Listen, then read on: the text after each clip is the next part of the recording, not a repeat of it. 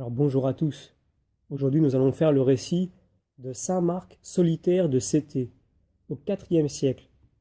Alors, Céthée est un désert de l'Égypte inférieure, à l'ouest du delta, près du mont Nitria. Parmi les disciples de Sylvain, abbé d'un monastère, donc dans le désert de Céthée, les historiens ecclésiastiques font une honorable mention de saint Marc. La vertu en laquelle il excellait, et qui faisait le caractère de sa sainteté, était l'obéissance. C'est pourquoi son maître l'aimait plus que tous les autres qui étaient sous sa conduite.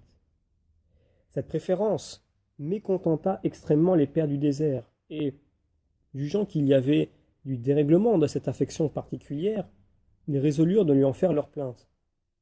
En effet, ils l'allèrent trouver dans son ermitage, lui parlèrent fortement, et lui remontrèrent le mauvais exemple que donnait au solitaire cette grande amitié qu'il portait à Marc. Le saint vieillard, qui était éclairé d'une lumière plus pure, leur fit voir avec beaucoup de douceur qu'ils pouvaient s'être trompés eux-mêmes et avoir fait un jugement téméraire sur leur prochain. Et pour les désabusés entièrement et leur montrer que la vertu mérite d'être aimée, il les conduisit par toutes les cellules de ses disciples et frappant à la porte, il les appela tous l'un après l'autre, comme s'il eût besoin d'eux. Mais ils étaient si attentifs à leur ouvrage, et avaient tant d'ardeur d'achever ce qu'ils avaient commencé, que pas un ne sortit à cette première voix du saint abbé. Il vint enfin à celle du disciple Marc, qui n'entendit pas plutôt la voix de son maître, qu'il se vint présenter à lui pour recevoir ses ordres. Alors, saint Sylvain, l'envoyant à quelques ministère de la maison, fit entrer les solitaires dans la cellule du vertueux disciple. Ils furent bien surpris de voir que, lorsque le saint abbé l'avait appelé, il commençait à écrire un cahier. C'était son occupation ordinaire en laquelle il excellait admirablement, et avait laissé une lettre inachevée pour obéir à la voix de son supérieur. Les solitaires, tout à fait édifiés de la promptitude avec laquelle Marc lui obéissait, dirent au saint vieillard, « Vraiment, mon père, vous avez sujet d'aimer ce bon religieux plus que tous les autres. Sa vertu nous le rend aimable à nous-mêmes, et nous avouons présentement qu'il est aimé de Dieu et qu'il mérite d'être aimé des hommes. » Outre la parfaite obéissance de ce saint solitaire, on a encore remarqué qu'il était tellement mort à toutes les choses du monde, qu'il n'avait plus la moindre attache à ses parents. Et l'on peut dire que ce lien est le dernier qui demeure dans l'homme religieux. Un jour, sa mère, suivie d'un grand train, vint au monastère pour avoir la consolation de voir ce vertueux fils. Le saint abbé commanda à Marc d'aller le saluer. Le bienheureux disciple obéit aussitôt, et comme il faisait alors l'office de cuisinier, il alla, en l'équipage que l'on peut s'imaginer, jusqu'à la porte du monastère.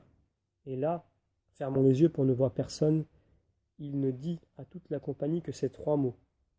Dieu vous regarde. Puis il se retira, sans que sa mère ni aucun de sa suite le reconnût. C'est pourquoi la mère persista à demander au saint abbé qui lui fait voir son fils. Sylvain, qui ne savait pas ce que son disciple avait fait, lui commanda une seconde fois d'aller trouver sa mère à la porte du monastère. Mais ce modèle d'obéissance, lui faisant connaître de quelle manière il s'en était déjà acquitté, le supplia de n'en point exiger davantage de lui, de crainte de réveiller des sentiments naturels qu'il avait eu tant de peine à surmonter. Sylvain, édifié du détachement de son disciple, fit savoir à la bonne mère que celui qu'il avait salué était son fils, et qu'elle se contenta de cela, de sorte qu'elle fut obligée de s'en retourner, bien triste de n'avoir point eu la consolation de l'entretenir, mais aussi fort édifiée de sa grande sainteté. Ces vertus héroïques de notre saint solitaire ne furent pas sans récompense dès cette vie, car souvent à la messe, il reçut la communion de la main d'un ange, dont le bras seulement était vu de toute l'assistance. Cette insigne faveur du ciel le faisait regarder, par les autres pères du désert, comme quelque esprit céleste. En effet, on peut dire que sa vie était toute angélique, par une pureté inviolable, par une abstinence presque continuelle, par ses austérités sans relâche, par sa constance infatigable dans le travail, et par une douceur qui charmait tous ceux qui jouissaient de sa conversation. C'est dans la pratique de ces vertus que le bienheureux Marc vécut jusqu'au temps où les barbares faisaient une irruption au désert de Céthée, contraignirent ces saints ermites de chercher ailleurs quelques lieux de retraite. C'est pourquoi l'abbé Sylvain, pour céder à cet orage, résolut de se retirer en Syrie. Mais son disciple, Marc, ayant pris son dessein, le supplia de déférer son départ de 3 jours, afin de l'assister à sa mort. Et effectivement, au bout de ce temps, il s'endormit paisiblement en notre Seigneur, le second jour de février, ainsi qu'il est marqué au catalogue des saints. Le martyrologe romain, compilé par Ferrarius, et celui de Canisius ont omis la mémoire de notre saint. Il nous reste à avertir ici le pieux lecteur de ne point confondre notre saint avec un autre saint Marc, aussi anachorète, que les Grecs appellent thaumaturge, dans leur grande menée.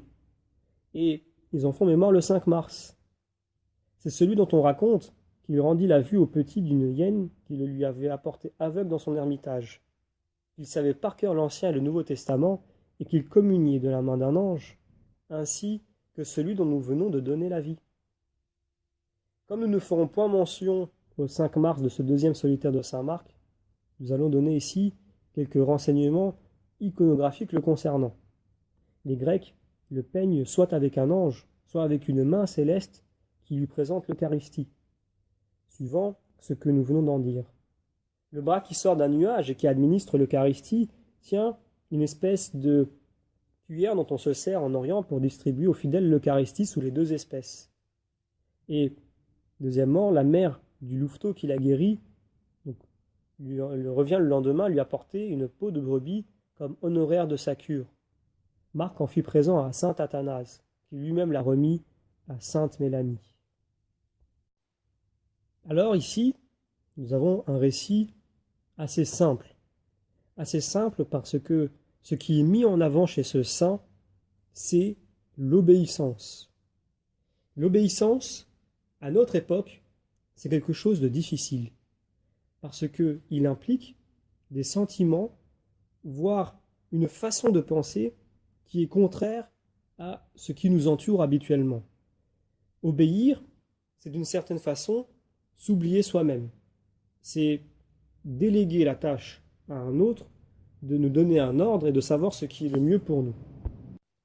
Or, comme nous vivons une époque où on aime beaucoup s'entendre parler soi-même et qu'on n'aime pas beaucoup recevoir des ordres des autres, parce que c'est une certaine façon être inférieur à autrui, et qu'on aime bien en plus avoir raison, eh bien l'obéissance n'est pas forcément la vertu la plus grande que l'on peut développer en tant que chrétien. En tout cas, ce n'est pas la vertu la plus simple.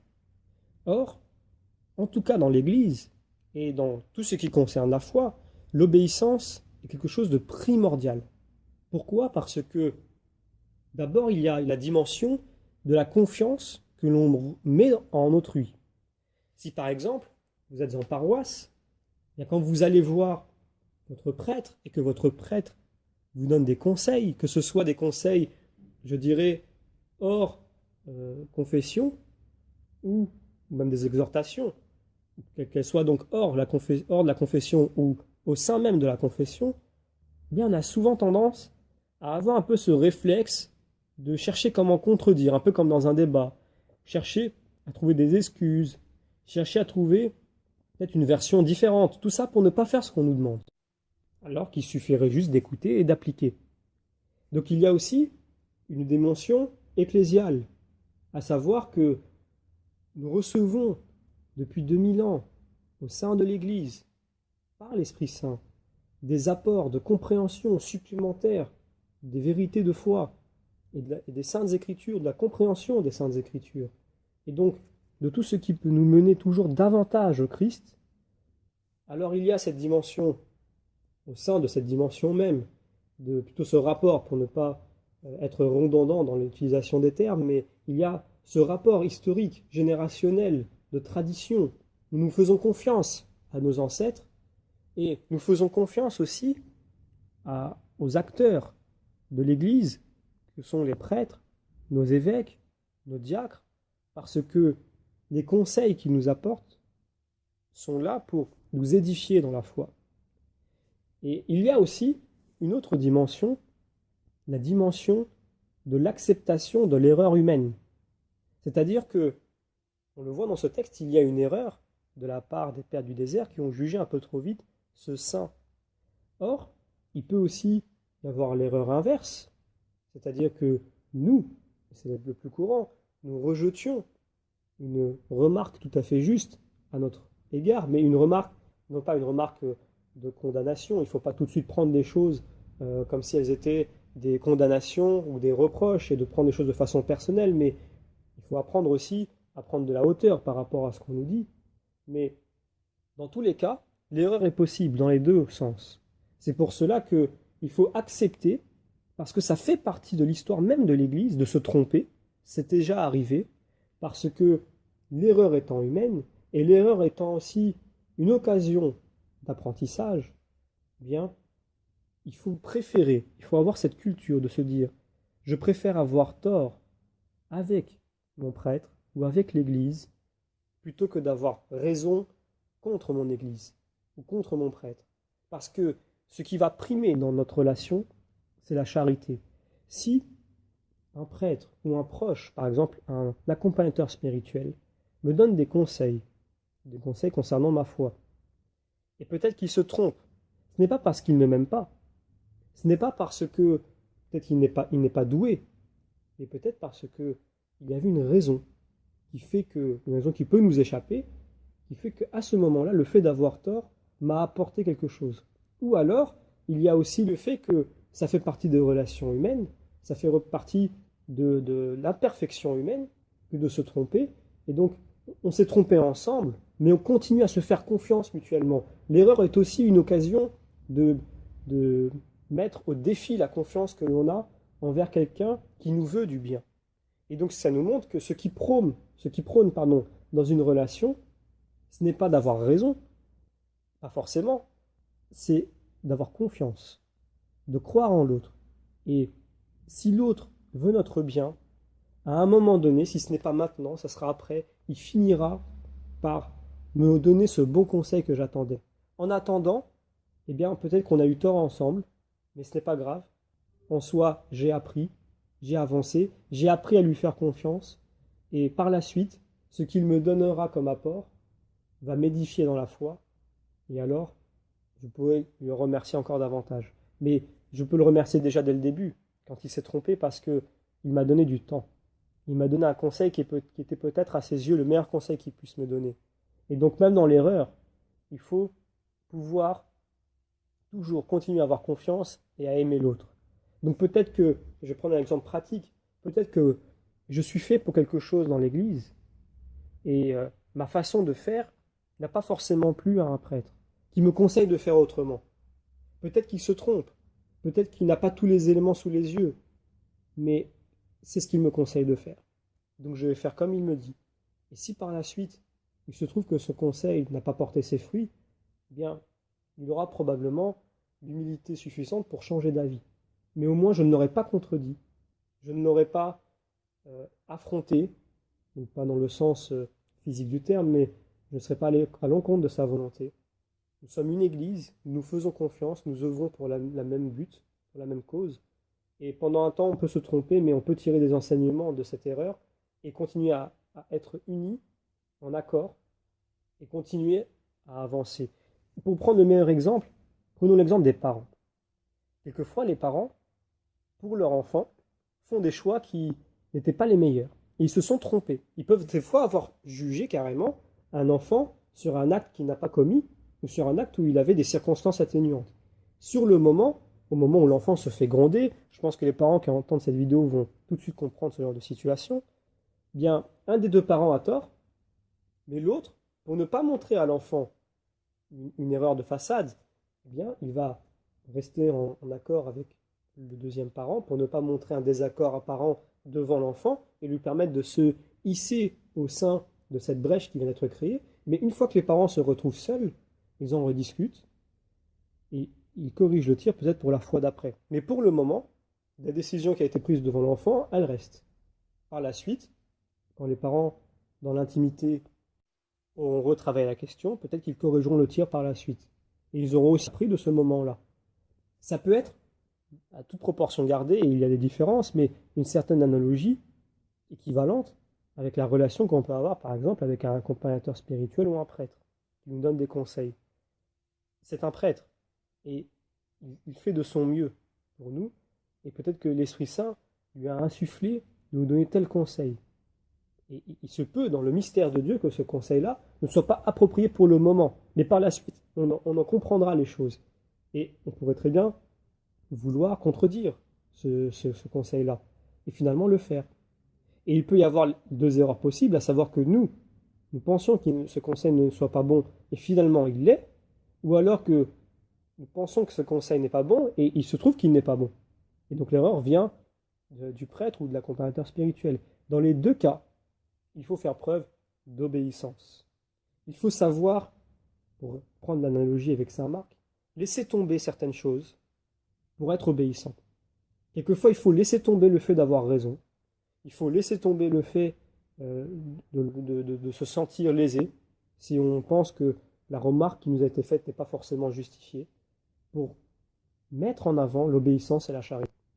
Alors, pour que cette vertu d'obéissance, qui n'est pas facile à appliquer, soit pour nous une vertu à, à acquérir, autant que l'humilité, que la charité, etc., puisqu'elle va venir les servir, eh bien nous pouvons demander à Saint Marc l'intercession afin qu'il prie pour nous et que les grâces du ciel nous soient données pour que nous puissions continuer à cheminer sur ce chemin de sainteté, non pas par nos forces, puisque nous en serions incapables, mais un peu par nous et beaucoup par le ciel, pour que nous soyons toujours reconnaissants et pour que nous reconnaissions aussi nos erreurs et nos limites, et que nous puissions toujours être ouverts à l'obéissance, parce que l'obéissance est une vertu primordiale, essentielle dans la foi chrétienne, et qu'elle nous permettra, nous l'espérons, comme pour saint Marc, acquérir, si le ciel, et le ciel ne souhaite que cela, nous les donner des grâces exceptionnelles. Saint Marc, priez pour nous.